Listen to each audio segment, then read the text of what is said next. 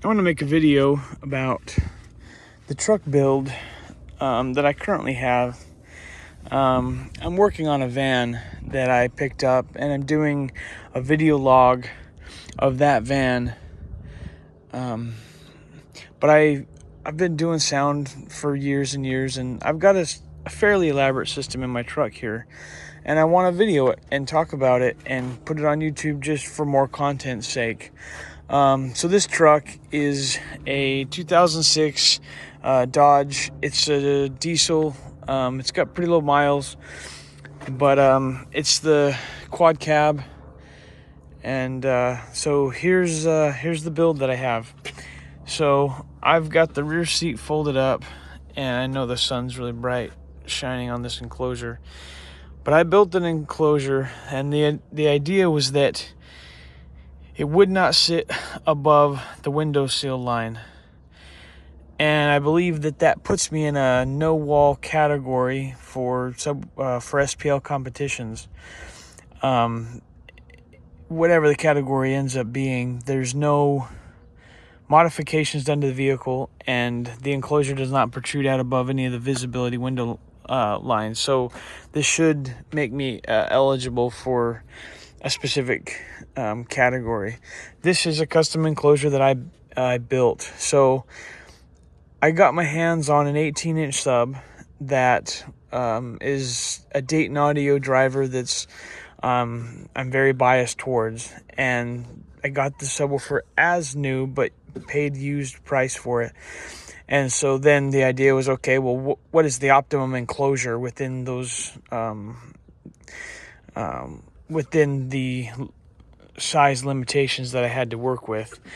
This enclosure comes out to just under 10 cubic feet of internal volume before the port, or not calculating the port. I guess that would be the net volume for the subwoofer enclosure. I'm going to walk around to the other side, and I might not get quite such a glare, and we can talk about some of the details of this subwoofer enclosure. So let me do that really quick. I modeled some variations. I modeled some, man, the sun has really done a number. I've had this enclosure in this vehicle for a few months, and I don't know, the sort of stain paint coating that I got on here, it's like a stain and finish, but it definitely didn't soak into the wood, and that just needs to get redone. It's like dried out and cracked based on the heat. This is Phoenix, Arizona, sun and heat. So I've had the previous enclosure I had in here, I had an amplifier just mounted on top of the enclosure, and then you have to route your wires, and as like my best efforts, I did not get it looking as clean as I could. The wire coloring is not optimum. And so when I built this enclosure, I wanted a way to integrate the amplifier but still make it visible, but not have it be any kind of eyesore. At least that was my intentions.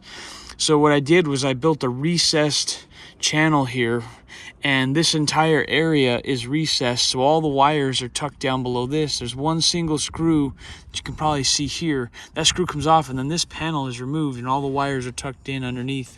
And they all come here, and then they tuck down between the seats and out of sight. And it's sort of aesthetic, and it gives this amplifier a little bit of a visual. You get to look at it and see the bright, ridiculous purple color.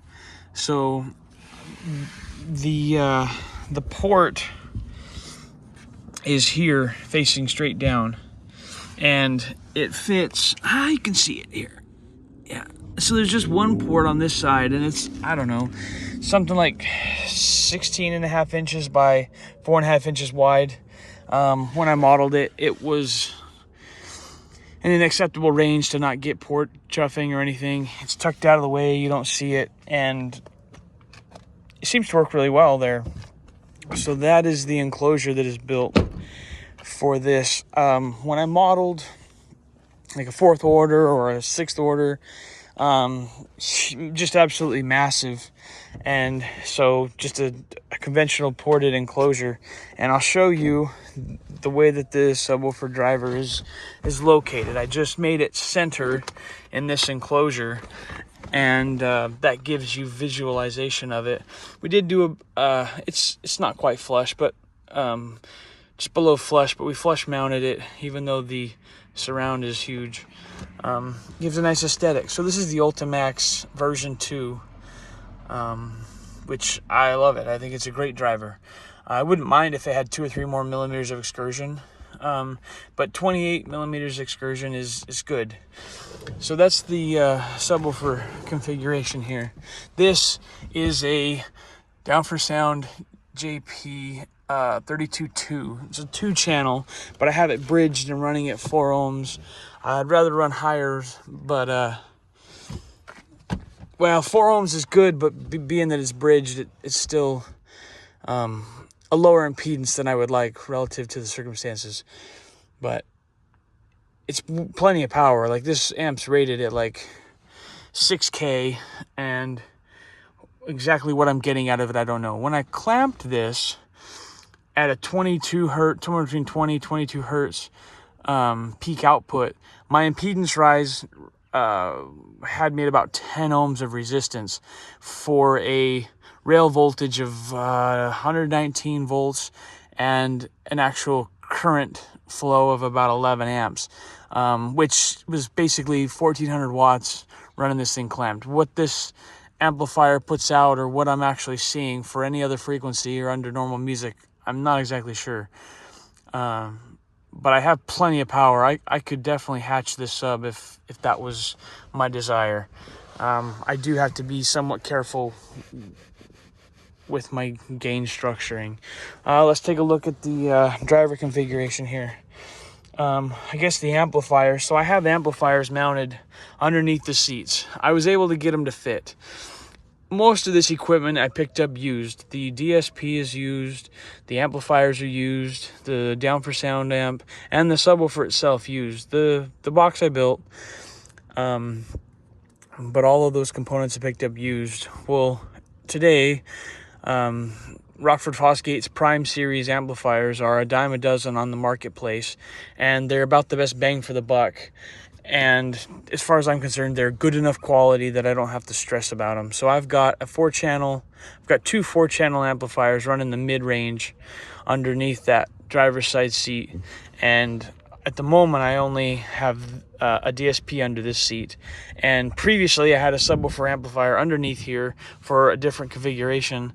And that's why this DSP sits so far over, is because there was another amplifier and I didn't relocate anything. So this guy does stick out a little bit, but it's just never been an issue. I'm running the Audio Control DM810 DSP. I like it. I do wish you could Bluetooth to your phone and make real-time changes, but I can't. There's supposedly a dongle attachment, but that's really a hard-to-come-by component. It seems to be discontinued for whatever reason to Bluetooth, but because I don't have that, I have to plug my laptop in anytime I want to make an adjustment. Fine, it's just tedious, and I wish it was more convenient. So we'll talk about that maybe more in a second. I am the fortunate consumer. Fortunate? I don't know.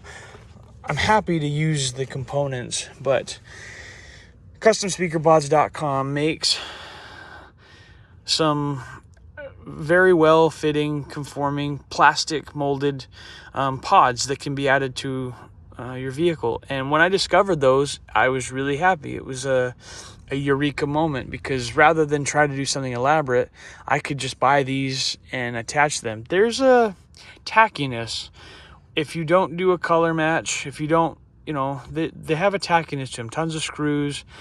But as far as very quickly being able to increase the speaker locations that you have access to, I'm a fan.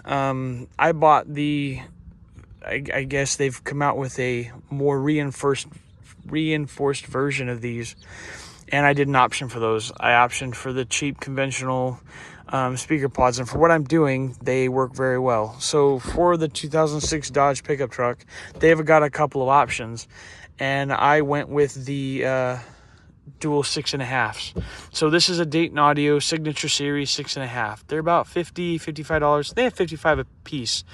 Aluminum cone, which I'm not necessarily obsessed with the aluminum cones, but I do think that they look good, but they are easily nicked. I don't know if you can see that there is just a little bit of damage, a little dent here. Not damaged, but dented. It's gonna happen with people getting in and out of the vehicle and things happening, and I don't have any grills or anything on them. This particular driver has a pretty wide like mounting ring, and all the options that I found for a grill or a way to establish a grill just haven't really worked out. I had to lightly grind some material away in order to get these two to fit together.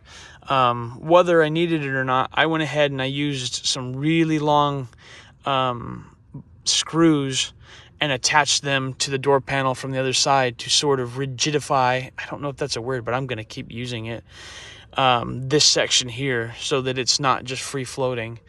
I'm a really big fan of these. I think that they work great. Is there acoustical drawbacks for the loudness for what I'm doing? I don't notice it. If someone has much more high power drivers, you might get more flex and more problems.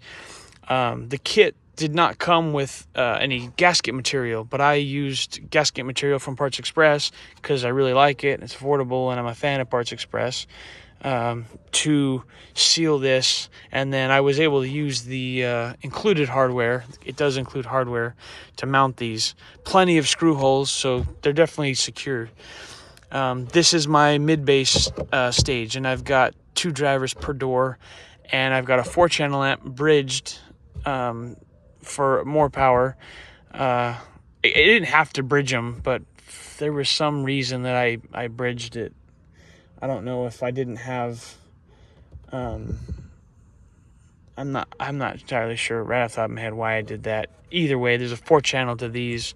I was gonna have them separate, but something about the amount of RCA connections I had, or the RCA cable I had available, I just went ahead and bridged it.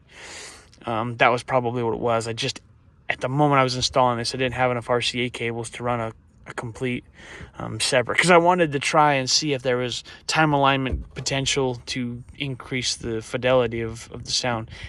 It's fine. Being as close proximity as they are, running it that way, I think it's totally fine. So whichever amplifier I'm running, it is bridged, but essentially I don't even know what these are rated for, but I don't know how close to driving these things to their peak I get, but I don't think I'm very close to that. So that's my mid-bass. Let's look at the mid-range staging here, and I'm gonna leave this windscreen up just because it's hot and bright out here. But again, these are custom speaker pods.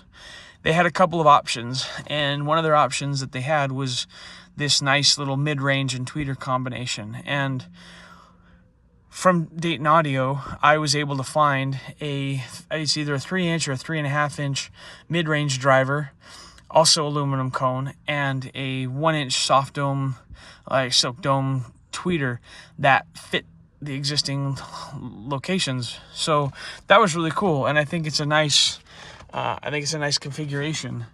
Not convinced that is a Signature Series, or either of those are Signature Series, but the aluminum cone is similar, so they do correlate. It's fairly attractive. Again, being that the plastic pods are black and the rest of the interior of this truck is gray, and this whole headliner here is like a cream white color, is a little bit tacky, but I personally don't mind it that much. I tried to buy like matching paint that's designed for interior car paneling.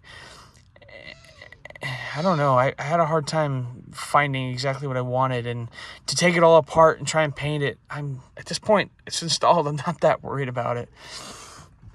Let's talk about some of the settings that I have on the DSP.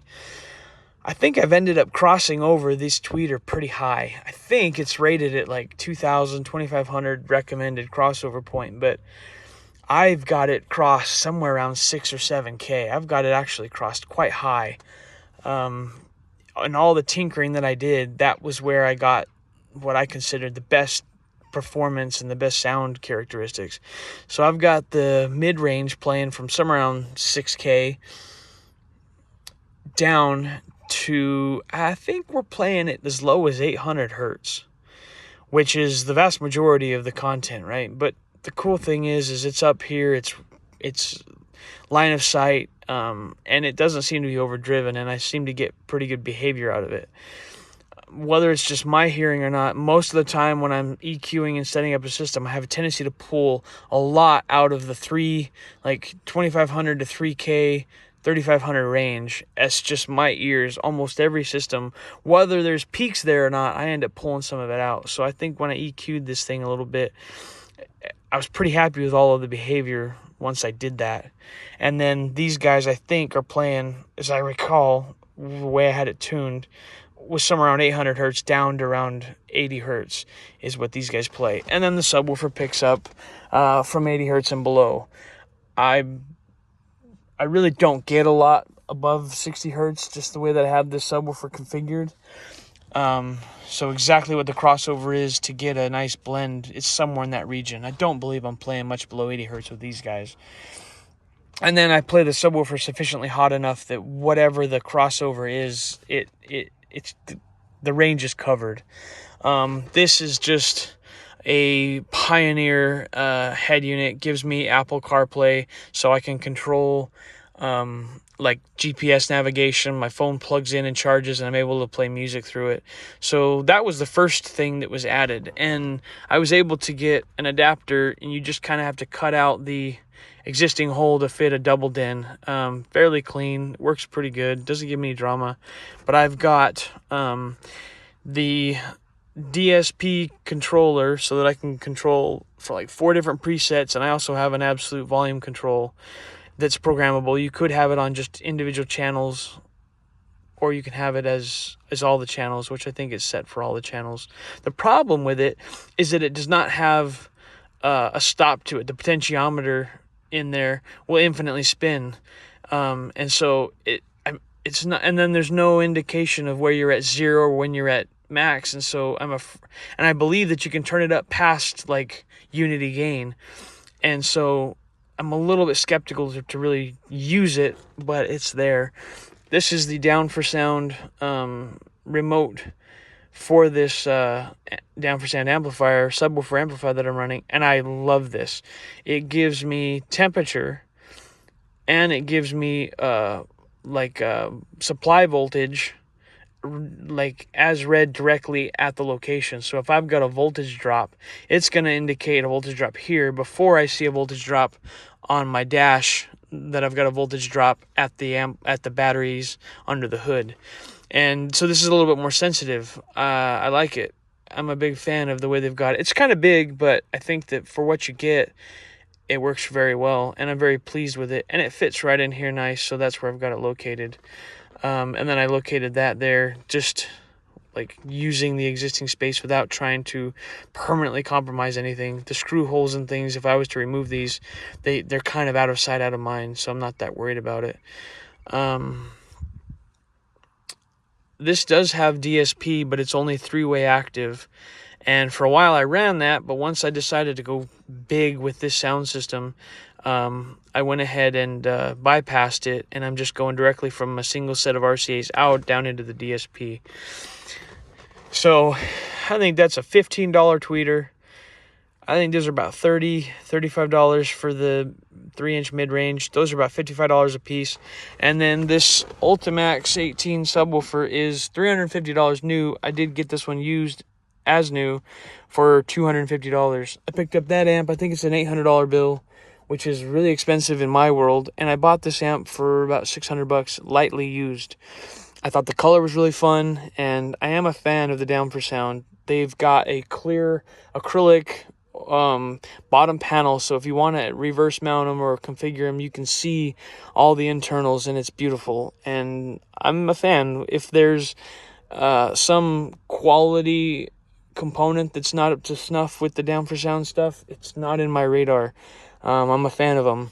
Since Dayton Audio does not make car audio amplifiers of that caliber, then of all the amps on the market and their price points, I am a big fan of the Down for Sound stuff. I love that they have wild color options, tons and tons of amplifier size options, and I'm a fan. So effectively what we have going on here is all the speakers are Dayton Audio. For one, they've got a wide option. They've got tons of 3-inch options. They've got paper cone options. They've got aluminum cone options. They've got some pretty high-end, expensive stuff, some entry-level. Now, that is some of their more high-end 6.5s, but I did not option for some of their high-end tweeters. They've got really expensive, tons of options. So that's one reason I'm a big fan of Dayton Audio. Their stuff's pretty affordable. Like, the equivalent in any of the car audio brands, like let's just pick on JL Audio, the 3-way component set, the flagship component set for JL Audio, although they might be better, it's still a $2,000 bill. I'm not convinced that you got $2,000 better than my $200 or $300 component set that I'm completely controlling with a DSP anyway. I'd like to think that based on my DSP and having tuned it using REW, that I'm probably somewhere in the neighborhood. So, I just don't see the need. I like Dayton Audio. They've got enough options that I'm able to configure and find the drivers that are, roughly exactly what I want. They've got some cool options out there. Since they don't make amplifiers, like I said, marketplace amplifiers for Rockford from under the seat. If money was no object, I'd replace those with all Down for Sound stuff. But since money is an object, because of doing this for years and years, I do have REW. I do have a Dayton Audio RTA. A microphone, like an RTA mic, and it's a USB mic, and I'm able to tune this sound system with that equipment, and it turns out really well. So I wanted to demonstrate this. This enclosure is tuned to 22 hertz, which happens to be the resonant frequency of these drivers. I'm not convinced that it's a thing, but when the driver and the enclosure are matched for resonant frequency, you'll get the least amount of whether it matters that they're it's my understanding that if you tune an enclosure far below the resonant frequency of the driver, then you create a band between the enclosure resonant frequency and the driver resonant frequency, where the driver is operating in, what do they call it? Oh, see, this is where I'm supposed to be smart, but as soon as the camera's rolling, I can't think. There's two forms of dampening for this. Above the resonant frequency has a specific terminology that's just slipping my mind right now. And then below the resonant frequency. And essentially what it means is above the resonant frequency, the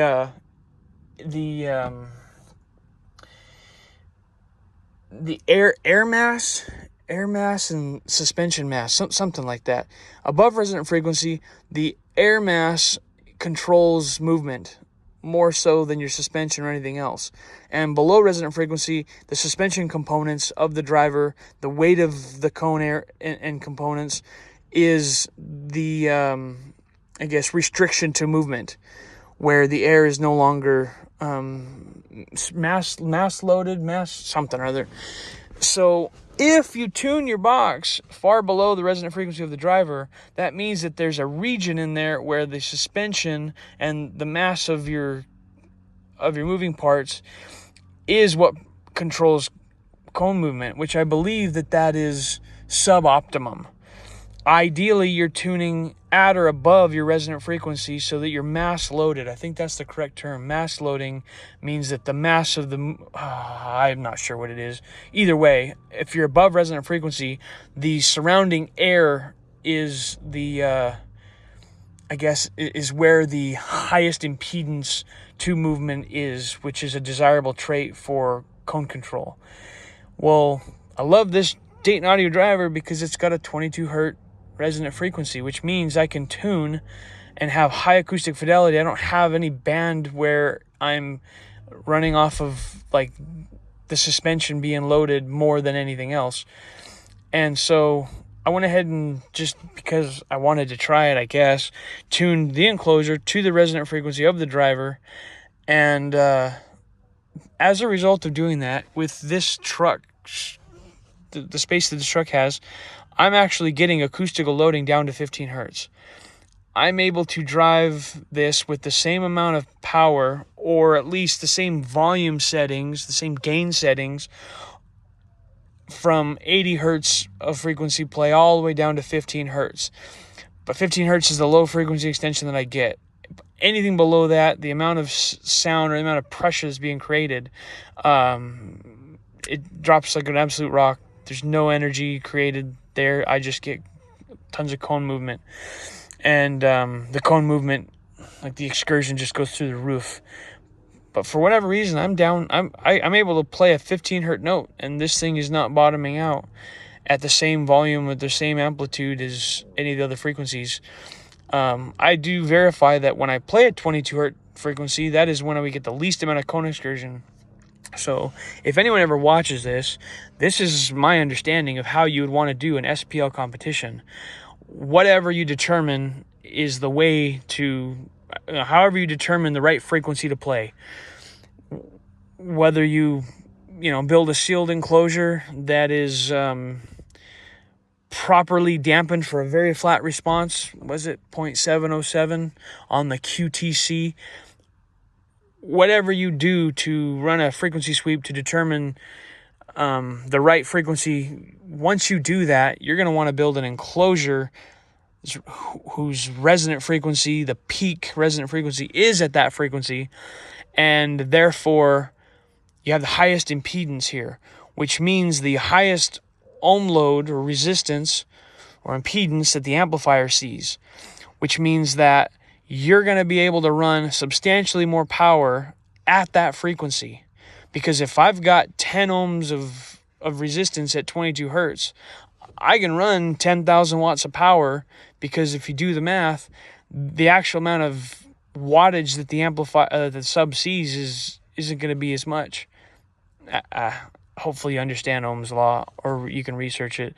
I'm not convinced that the SPL guys, certainly not all of them anyway, maybe the real high-level guys are doing it exact, but if you're just trying to peg a meter on a specific frequency, then rather than tune to whatever you've determined to tune to, and then within that still find the frequency that produces the peak SPL, if you're really, I think if you're doing this SPL competitions correctly, you're going to want to preemptively have an enclosure tuned to that frequency, because your excursion is going to be the least at that frequency, which is going to allow you to provide insane amounts of power, and as a result of that, you're going to be able to generate tons of SPL and control the driver, and the driver's going to be able to handle it. Certainly if it's a burp test, if you're only playing 10 or 20 seconds at a specific frequency, if your driver isn't reaching peak excursion, you can just keep pouring on power, and the coil should handle it for 10, 20 seconds. I realize there's a limit. You could put enough power for a instantaneous to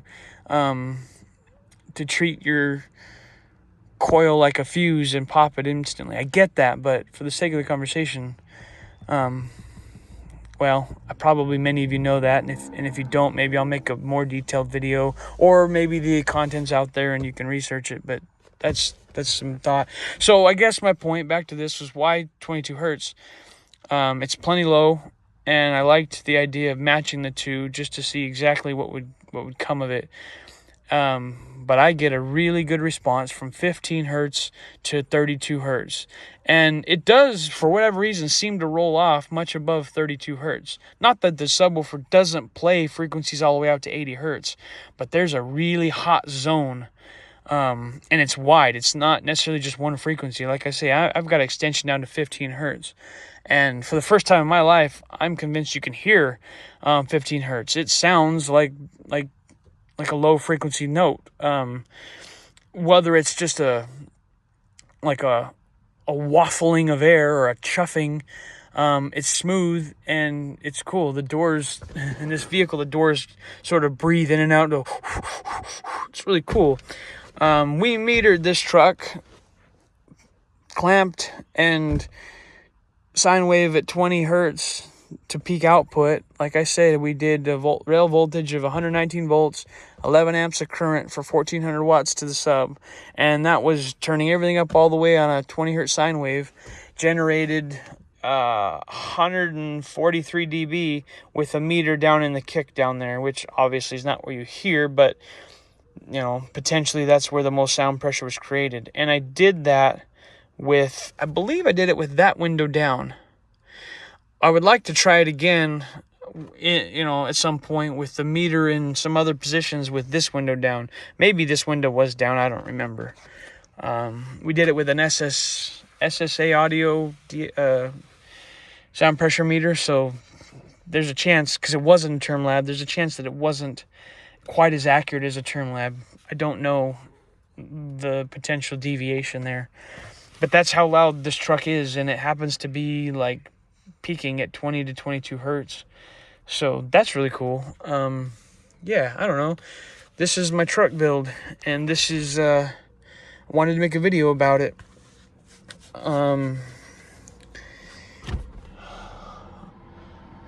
I'm a fan of DSP. I've been running digital signal processing for, I don't know, for 10 or 15 years or more. Once I learned about it, it was a game changer for me. I think I had an old Alpine unit that it was considered discontinued back when I got a hold of it, but it was one of those rare gems where DSPs were kind of not super mainstream, and if you wanted a DSP head unit, then you had to find, you know, one of the existing models that was still out and available as used. I used that for many years, got rid of that system in that truck, and now I'm running this. Well, the reason that I ran that head unit was for the DSP that it offered, and active crossover along with the Apple CarPlay. This is the second most expensive component in this build. Let's go ahead and do that. Since I'm still making a video here, let's run down the cost of what I've got. So under the hood, being that this is a diesel truck, I think it's single alternator, but it is a robust alternator because it's a 1-ton truck. It's got probably a robust alternator. It does have dual batteries under the hood, which OEM. I haven't upgraded any of those components. No big three, just whatever was there. I've got 3 runs of 8-gauge wire, 2 8-gauge wires running to the subwoofer amplifier, and 1 8-gauge wire running under the seats to power the DSP and the 2 mid-range amplifiers. And I've got a 60 amp fuse on that, and I've got an 80 amp fuse per 8-gauge wire running to the subwoofer. So there's a whole conversation to be had about the proper way to fuse and the proper way to run wires. If you look up Z Audio, Steve Mentz is one of the engineers and one of the original OG designers of some of the car audio brands from back in the 80s and 90s. Brands like Phoenix Gold, Alphasonic, I believe his US Acoustics, at least those are the few that I can immediately think of right off the top of my head. Back when Alphasonic and Hyphonics and some of those brands that are now Chinese sellouts used to be American made or used to be American engineered back in those days. His architecture, his amplifier circuit card technology was what was used in a lot of that stuff. He's got content.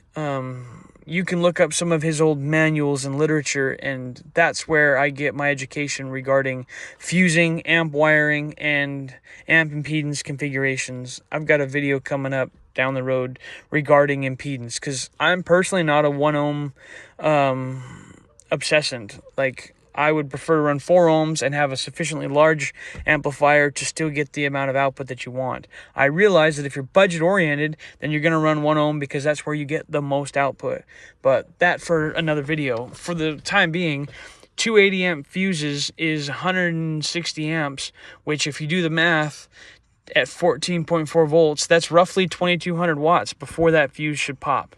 So what that means is, regardless of what this amp is rated for, 6,000 watts, realistic actual power, RMS or whatever, I'm pulling less than 2200 watts out of this thing constantly. this driver's rated for 1200 watts, and I definitely got a clamped rate value of 1400 watts out of it. What actual wattage values this thing fluctuates between, until I pop a fuse, it's got to be under 2200 watts. The reason I ran 2 runs of 8 gauge is because it's cheaper than a single run of 4 gauge. And even though this has got connectors for 2 0 gauge, because of the way I'm configuring this, because of what I'm doing, I know I don't need more than 2200 watts, or I won't see more than 2200 watts, which means 2 8 gauge wires is sufficient. Now, I do get voltage drop. Before this has reached its limit, I'm getting voltage drop as observed at the amplifier, and I admit that there's a chance that if I had 2 0 gauge runs, I may not quite see as much voltage drop. If I had the money to run a test with 8 gauge, run a test with 4 gauge, run a test with 0 gauge, it would be cool to see if I'm able to get more power out of it without voltage drop. That voltage drop might be a direct result of not having enough copper between point A and point B, and I'm not going to deny that. What I will say is that I'm still not causing a sufficient enough current draw or current flow. I'm not seeing enough current flow and voltage drop to pop the fuses. And so 2 8 gauge wires should be capable of feeding 2200 watts. So maybe someone will watch this and have a good discussion with me if I'm wrong, and you can help me understand where I'm wrong. So that's the wiring that I've got to this amplifier. I don't know, maybe $120 in the wiring. Buying 8 gauge wires, pretty cheap, pretty easy to come by. I don't know those exact numbers. I've got $600 invested in this as used, $250 in this. I've got like maybe 2 sheets of plywood, 3/4 inch plywood invested in this at about $50 a sheet, $100 plus glue and some paint and some various things, sandpaper and what have you. Maybe $150 of raw material invested in this enclosure. So 600, 7, 850, 9. I got under $1,000 in the subwoofer configuration here. I've got somewhere between $100 and $200 per amplifier under the seat. I think I paid $400 for that audio controlled DSP. And in hindsight, I wished I would have just, because those units go new for around $800. In hindsight, I wished I would have just got a Down for Sound DSP for somewhere between $300 and $400, even just buying it new. But I didn't. And so my marketplace found that. I don't know, I got desperate. Like, I didn't know the market exactly when I bought that DSP, and finding it for $400 at the time, this was almost a year ago now, I didn't know any better. But I realized there are other DSPs on the market. I did not option to go with Dayton Audio's DSP, because despite being a Dayton Audio fanboy, I've heard that their DSPs are noisy, that they're not super precise or accurate, and so I was skeptical to run it. In this van, I plan to run one if I can get it, an ambassadorship or a sponsorship from them, because it's cheap, and I'd like to try it. If it doesn't work great, then I'll probably go the Down for Sound unit. $400 in the DSP. I've got $500 invested in this. So this is the second most singular expensive component that I have. That amp is the most expensive. This is about a $500 bill, $499, I think. Second most expensive part. The DSP, I paid $400. That's the third most expensive component. And fourth most expensive component is either one of the amplifiers under the seat or the sub itself. Like I said, $55 a unit. So I got $200 invested in the mid bass 6.5s, $30, $15 for the tweeter, and I think it cost me somewhere between $150 and $250 for the speaker pods. They were like somewhere between $120 and $150 a set, and so those were a little bit expensive. But besides drilling a bunch of holes and taking the time to screw it all together. Very plug and play. Very happy with that.